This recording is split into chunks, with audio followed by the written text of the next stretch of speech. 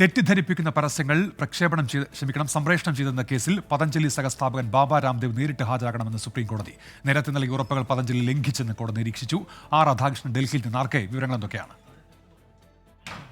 ബാബ രാംദേവിന്റെ company പ്രസിദ്ധീകരിക്കുന്ന പരസ്യങ്ങളുമായി ബന്ധപ്പെട്ട് supreme കോടതി അതൃപ്തി കഴിഞ്ഞ നാളുകളിൽ തന്നെ വ്യക്തമാക്കിയിരുന്നതാണ്. നവംബറിൽ ഇതുമായി ബന്ധപ്പെട്ടിട്ടുള്ള നിർദ്ദേശം ഉത്തരവിന്റെ രൂപേണ കോടതി ഈ കമ്പനിക്ക് നൽകിയിരുന്നു. പതഞ്ജലി ഈ വ്യവസ്ഥകൾ പാലിച്ചല്ല പിന്നീട് പരസ്യങ്ങൾ പ്രക്ഷേപണം ചെയ്തത് എന്നാണ് കോടതി ഇപ്പോൾ കണ്ടെത്തിയിരിക്കുന്നത്. ജനങ്ങളെ തെറ്റിദ്ധരിപ്പിക്കുന്ന വിധത്തിൽ മരുന്നുകൾ എന്ന രൂപേണ ഈ പദാർത്ഥങ്ങൾ വിറ്റഴിച്ചു എന്നുള്ളതാണ്, അവരുടെ ഉൽപ്പന്നങ്ങൾ വിറ്റഴിച്ചു എന്നുള്ളതാണ് കോടതി ഇപ്പോൾ അനുമാനം നടത്തിയിരിക്കുന്നത്. ഇതിന്റെ അടിസ്ഥാനത്തിലാണ് ഈ കേസുമായി ബന്ധപ്പെട്ട് IMA ആണ് ഈ കേസ് സമർപ്പിച്ചത്. ഈ കേസുമായി ബന്ധപ്പെട്ടിട്ടുള്ള കണ്ടംപ്റ്റ് നടപടികളിൽ നേരിട്ട് ഹാജരാകാനായിട്ട് ബാബ രാംദേവ് അടക്കമുള്ള കമ്പനിയുടെ ചുമതലക്കാരോട് നിർദ്ദേശിച്ചിരിക്കുന്നത്. ഈ വിഷയത്തിൽ സുപ്രീം കോടതി കടുത്ത അതൃപ്തി രേഖപ്പെടുത്തി. ജനങ്ങളെ തെറ്റിദ്ധരിപ്പിക്കുന്ന വിധത്തിലുള്ള പരസ്യങ്ങൾ നൽകുക, മരുന്നാണ് എന്ന് പറഞ്ഞ് പദാർത്ഥങ്ങൾ വിറ്റ് അമിതമായിട്ടുള്ള ലാഭം നേടുക, ഇതൊന്നും